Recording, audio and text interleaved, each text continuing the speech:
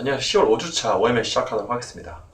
10월달은 좀 장세가 좀 안정했다고 생각하시면 이제 11월부터 많이 조심을 하셔야 돼요. 근데 지난주하고 이번 주 좀 얘기를 들어보시면 이제는 좀 시장 자체가 녹록지 않겠구나 라고 생각을 하시게 될 겁니다. 지난주 같은 경우에는 원래 2020선까지 급하게 내려왔었죠. 2040선에서. 그런데 금요일날 뭐가 발생했죠? ECB 유럽 중앙은행에서 드라기 총재가 12월 달에 추가 양적 완화를 할 수도 있다. 경기 부양에 대한 것들이 검토를 하겠다. 언급이 발생을 하면서 급하게 또 다시 상승하는 모습이었어요. 대외 호재로. 그런 것들이 지금 또 외국인의 그 환율 절상과 외국인의 수급, 현물과 현물의 매수를 통해서 2050선까지 상승한 주였습니다. 그런데 지금은 2050선까지 상승했다는 것보다 2020선까지 한번 푹 빠진다 라고 했던 것들 주목을 하셔야 됩니다. 왜? 이거는 단기 이벤트였기 때문에. 그러면 해외 증시 잠깐 또 살펴보면요, 말씀드린 것처럼 ECB에서 경기 부양책을 언급했어요. 근데 이건 지금 이 유럽 경기 자체가 크게 안 살아나고 있으니까 이 경기에 대해서 아주 강력하게 여기 부양하겠다는 의지의 표명입니다. 실제적으로 이러는 게 아니라 구두 개입을 하는 거죠, 계속. 또 이 부분이 전체 글로벌 증시 중국이라든지 미국에 좋은 영향을 미쳤고요. 중국의 지금 5차 공산당 대회 5중 전회에서 또 한 번 지금 6.9% 3분기 그 경제 성장률이요, 이렇게 발표가 됐기 때문에 추후의 성장에 대한 부분들과 경제 정책에 대해서 언급을 하게 됩니다. 또 여기에 이번 주 10월 26일부터 8일로 예정되어 있는 10월 미국의 FOMC까지. 여기서 그러면 금리 인상에 대한 부분이 전 10월 달에 될 거라고 생각을 했었지만 이 부분이 좀 많이 희석된 가운데 금리 인상에 대한 부분이 12월로 넘어갈 수 있다 정도가 확인이 되겠죠.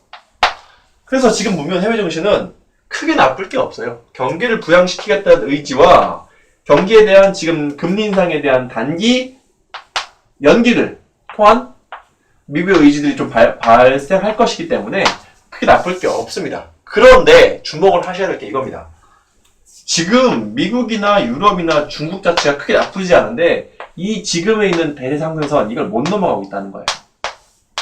제가 이건 2013년에 동영상 촬영하기 전에서부터 이 말씀을 드렸지만 13년, 14년, 15년 요 선이 넘어가야 주식시장이 실제적으로 큰 상승이 나온다고 말씀드렸습니다. 근데 여기를 못 가고 있어요. 그리고 2050선도 지금 간당간당합니다. 그럼 이번 주 어떻게 될 것이냐? 이번 주가 11월로 들어가기 전에 마지막 거래일들이 몰려있는 마지막이에요. 그럼 이게 변곡이 발생한다는 겁니다. 저는 지금에 있는 10월 달에 있는 주식 상승 효과들이 많이 희석이 됐다고 생각을 해요. 환율 지금 1200원대에서 1130원까지 급하게 다 내려왔죠. 또 이걸 통한 외국인 실적, 외국인에 있는 수급, 이것도 많이 개선이 됐죠. 많이 들어왔죠. 지금 이게 선물이 48,000개 가까이 들어와서 누적으로 거의 신고가 아니면 참 많이 임계치 거의 다다른 상황입니다. 또 거기에 가장 크게 지금 상승에 동력이 됐던 3분기 대형주들의 실적이 이번에 거의 다 발표가 됐어요. 그러면 지금에 있는 상황에서 시장을 이끌었던 환율과 외국인 수급과 3분기 실적 자체가 호재가 소멸되고 있다. 그렇게 해서 2050을 맞이하고 있다는 겁니다. 그러면 2050을 넘어가고 2063에 대세 상승이 나올 것이냐 아니면 하락이 나올 것이냐, 이것들이 이 변곡에서 결정이 되겠다는 거죠. 10월 말에. 물론 10월 말까지 윈도우 드레싱이라든지 이런 효과들이 조금 더 들어올 수는 있습니다만 지금은 박스 장색으로 보시는 게 제일 현명합니다. 그러면 저희가 지금 어떻게 매매를 하고 있느냐, 코덱스 레버리지 인버스 ETF를 계속 매매를 하고 있어요.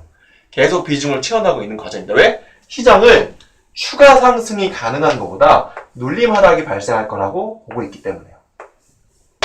그러면 지금 단기적으로 생각하셔야 될 게 1800포인트부터 2050포인트까지 250포인트가 단기간 한 2달간 올라온 장세예요.